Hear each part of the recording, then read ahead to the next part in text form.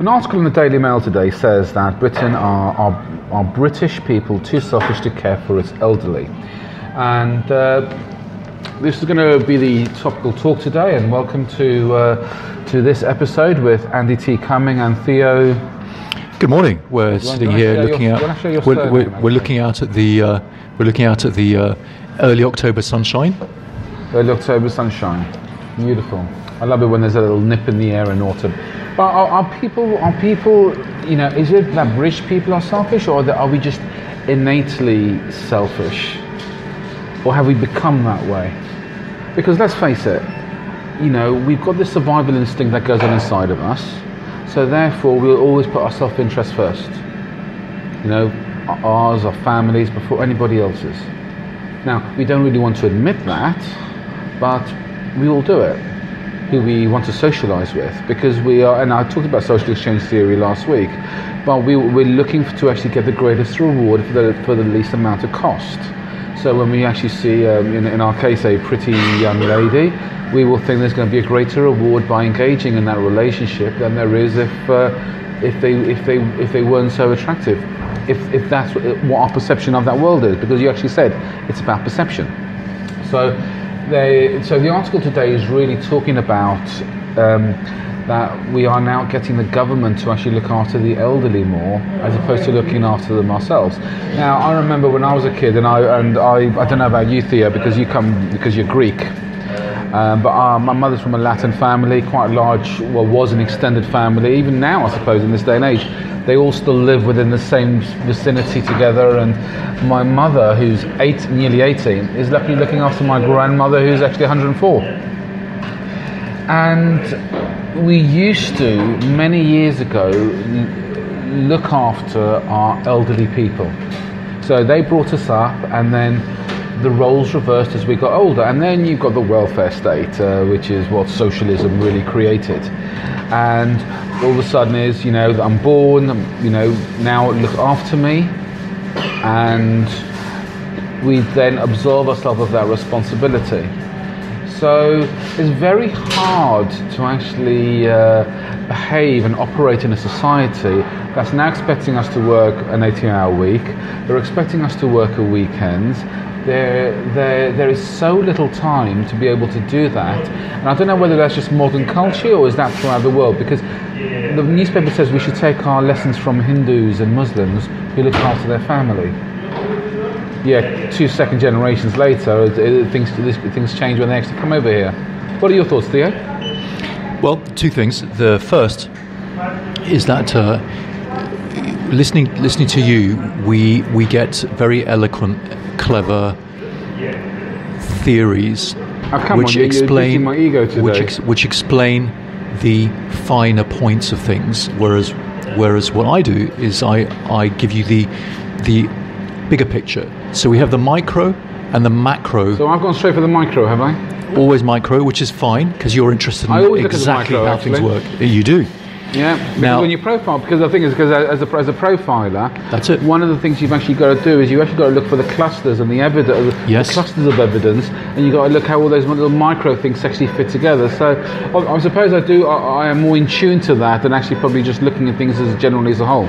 And therefore you can give us the benefit of new and genuinely interesting theories every week, whereas I tend to come up with the same old stuff week after week. So what I'm going to say... I wonder if you're going to start talking about terrorism again today. Maybe. There's the coffee machine. Just to let you know, guys, we're still in Costa. We do this in a coffee shop, and I just want to tell you why before we actually really start this topic, and how we actually got started. So Theo and I have been going to the gym now for the last, I suppose we've known each other for the last 2 years, I suppose, in the gym? Year and a half. But we've been training together for the last probably 3-4 months. Correct. But even before then, we used to actually meet up for a coffee, and we used to come to the coffee shop right next door to the gym, which is what we're in right now, and we used to have these really deep conversations. And one day Theo decided to say, actually, why don't we actually do a podcast of these deep conversations and put a little bit of structure to it, which still hasn't really happened. But we decided that some of the content that we were sharing with each other deserve to be shared in a far bigger place, in a far bigger environment than just the two of us having a coffee in a coffee shop. The reason is, though, that you are a rare person. You're an innovator, and innovators are extremely hard to find. So in other words, you are able to assess, to pull apart, and then make up theories which are actually very appropriate and very eloquent. Oh, thank you for that. Because and the thing is, and this is to talk about Theo, because having had a medical background, you are very you do focus on the facts and attention to detail very, very specifically, which I love. And I suppose that it's that rare combination that allows us to be able to actually have these deep conversations. And also, what is interesting is that we don't necessarily agree on everything, although we do agree on a multitude of things. But there are those little differences that make these topical talks actually quite interesting. So we do them in a coffee shop, and we wanted to maintain that environment that we do it. So we do apologise for the noise in the background, and it's particularly worse today than most days. But we didn't really want to actually change the atmosphere and the energy of how we actually express our information by changing that environment. So anyway, back to you, Theo. It's all about being approachable, but without being like Boris Johnson. But not being like what? Without being like Boris Johnson.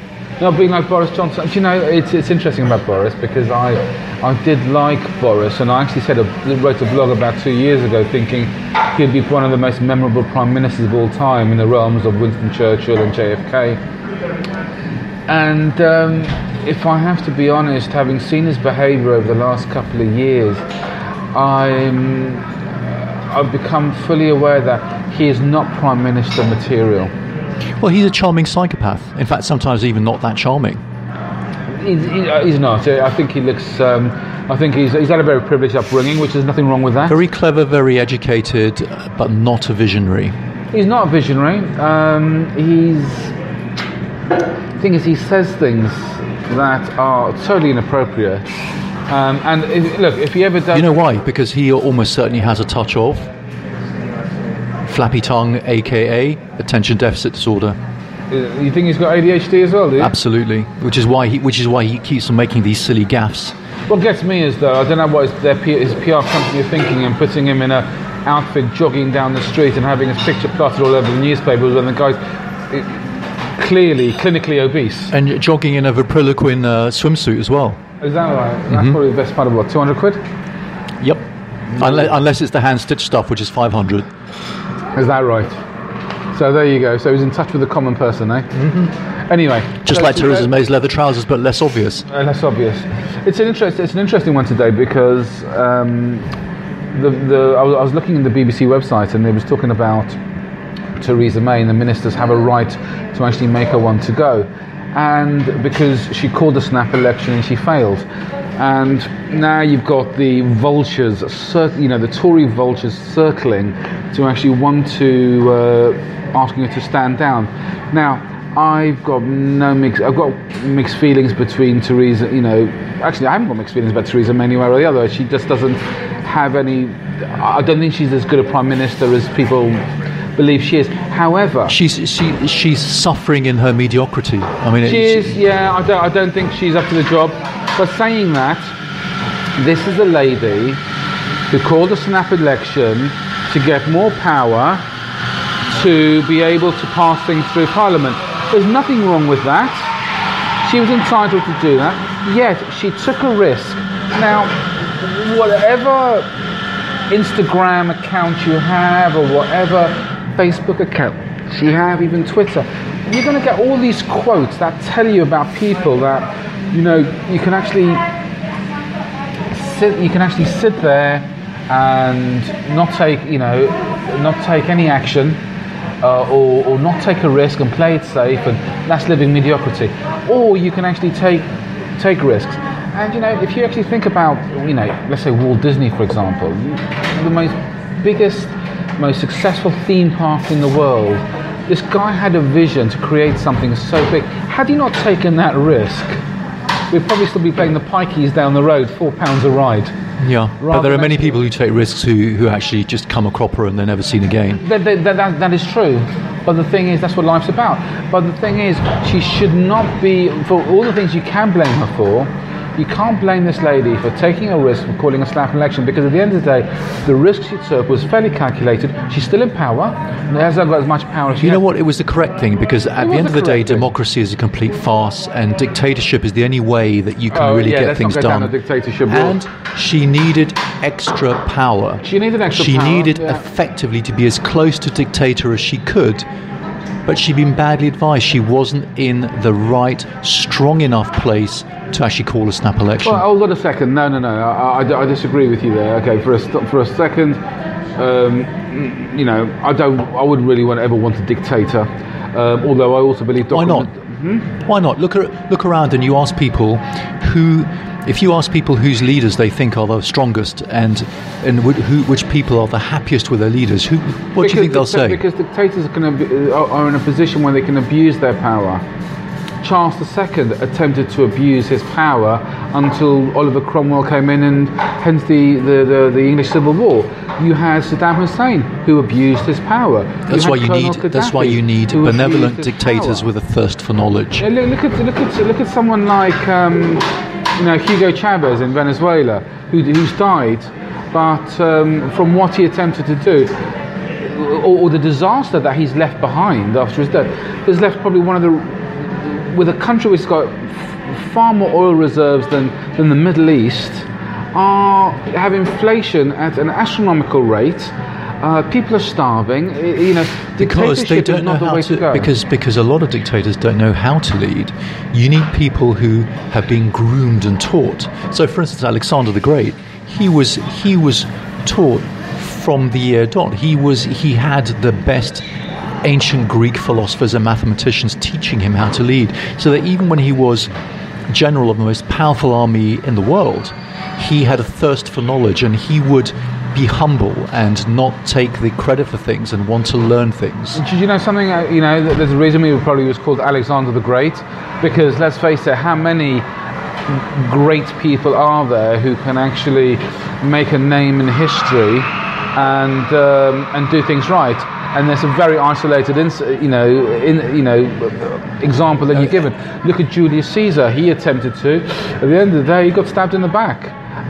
Napoleon was another one. And as soon as you put these people who are egomaniacs as well, because they weren't people who were groomed and taught how to lead. That's the problem.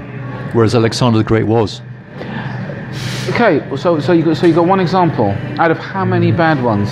I've got to say, based on, if you want to base that on statistics, let's face it, someone being a dictator is not really going to give you a very good return on the investment, is it? Who was the dictator in Yugoslavia? So Yugoslavia, does that exist anymore? No, but when he was alive. Does Yugoslavia exist? When he was alive, who was it? How's that working out for Yugoslavia? It's not. Whilst he was alive, it worked out very well. But he's gone. Correct. And so is Yugoslavia. Correct, because he doesn't exist any longer. But right, okay. He you see, being a general. I'm glad his legacy lasted long. Being a general, he is groomed to lead. He is taught to lead, and he led jolly well. Was it Tito? It was Tito, wasn't it? It's interesting. Well, I think Marshal it was. Tito. But it's interesting because you actually say that they were groomed to lead. Now, we've just talked about Boris Johnson and David Cameron.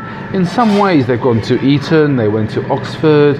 They're not groomed to lead. They are really? They are given they were groomed to become leaders. They are given an entitlement to lead, which is totally different. Well, where their careers have led them is to the front door of to the front door of number 10. Correct, but they're just working their way up any company. Never having said that. Okay, so in some ways, are you telling me that Eton is not elitist enough to actually prepare people to actually become leaders?